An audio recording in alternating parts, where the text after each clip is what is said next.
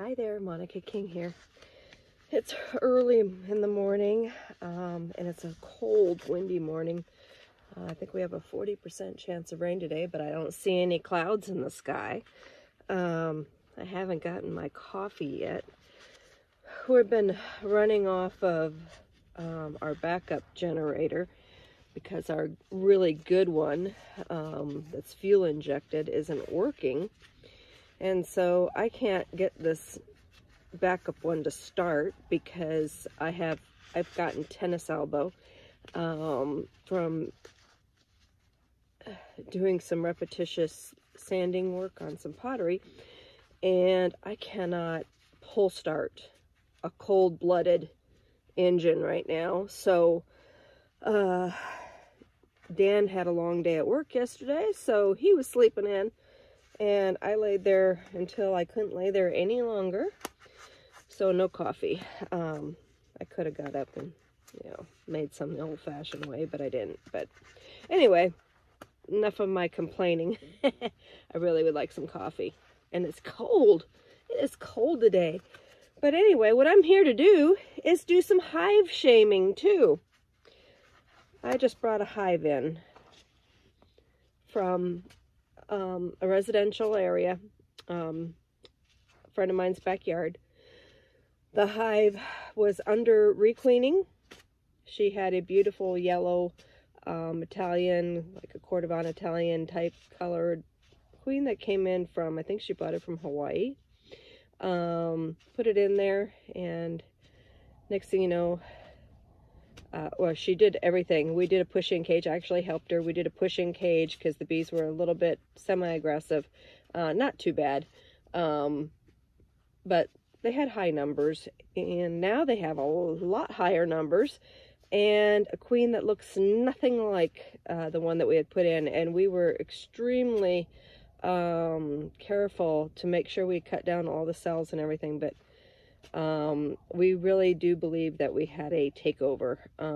She lives close to some mountains, and there's a lot of the Africanized hybrid genetics in there. And oh, look at that! I better fix that. So the hive is here with me so that I can give them a little bit of an attitude adjustment and change them back to the docile, more docile European genetics, instead of these unpredictable girls. So, yeah, we're going to do some hive shaming. Hold on here. Okay, here they are. Such a pretty hive, too. She had them painted up nice for her garden and treating them really well. They had all kinds of food to eat while they're over there with her. And even some of the plants, creosote, were starting to bloom in her area. Mine's not. She has beautiful gardens and lots of stuff for bees, but nothing here in the desert. But these girls are going to lose their beautiful home if they don't start behaving.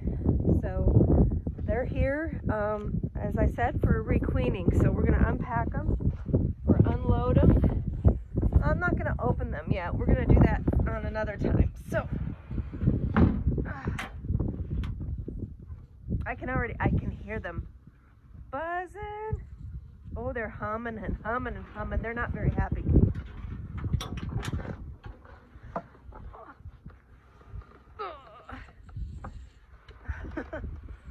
Oh, double deep. Double deeps get pretty heavy, luckily. Oh. Heavy girls.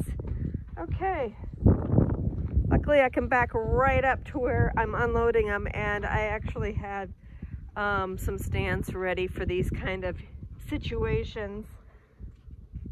We try to get the bees out of a residential area as soon as they turn extremely defensive, and these girls were no longer unpredictable. They were on a continuously defensive attitude, and they were also starting to terrorize the other two hives that she does have. In fact, they were robbing one hive out so badly that there is a possibility that that hive might not make it now. So we got them out of that area from causing all kinds of trouble, and we'll give them an attitude adjustment and make them nice again, and then take them back, and hopefully we'll be able to not have such a bad situation. We can't have bees that act like that around homes and children and pets, and we don't have to. We have good genetics that we can use, so we'll get these girls back to their real home instead of honeybee rehab.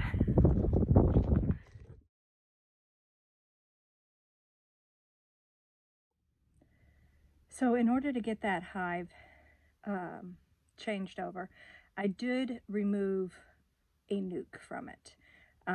It wasn't strong enough to make multiple hives out of. I usually, sometimes in extreme conditions, I'll take a double deep and turn it into 5 nukes. It just kind of depends on their attitude.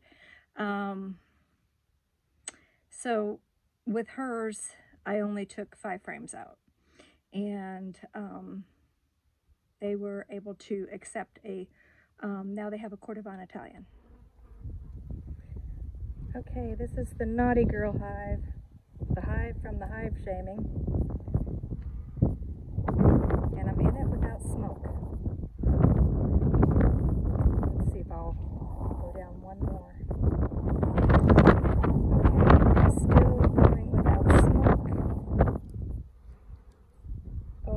Cynthia's going to be happy with this for you girls. Let me see if I can get this without getting them upset. Come on.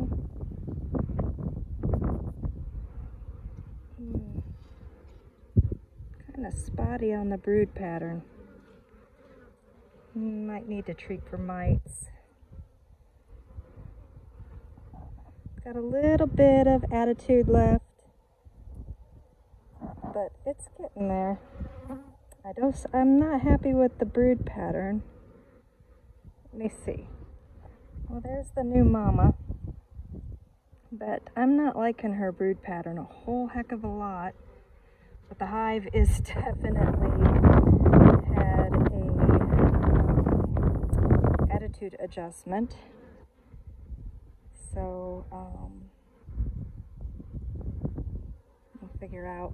We'll do a mite treatment and send her home.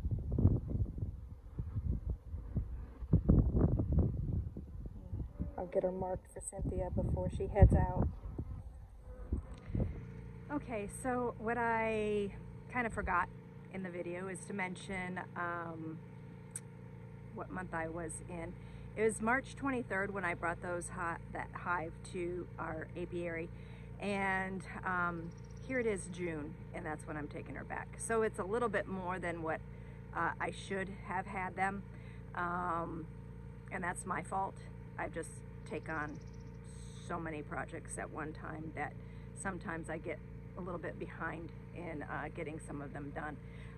One thing I did do, shamefully I'll admit to, is that queen the original queen had a fabulous solid brood pattern, and I needed some more brood in the apiary, so I had left that queen for a couple weeks before I went in and did the requeening, because gotta give it to the Africanized hybrids. They are really good at brooding up really early in the season.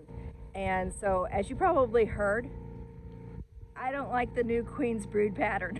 I think I repeated myself a little bit too much there. Apologize for that. So what we're gonna do, and it might not be her brood pattern, I'm not a big fan of just wiping out bees to do a mite test, you know, like a 300 count mite test in an alcohol wash.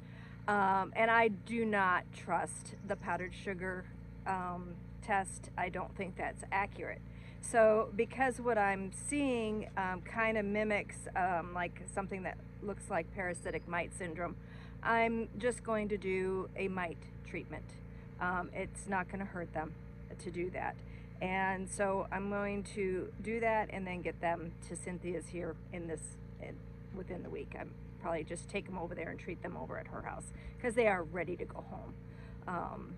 So yeah, and I also apologize. I did notice that I did not take video of the process of doing the entire changing over of the genetics, and that's something I will attempt to be better at.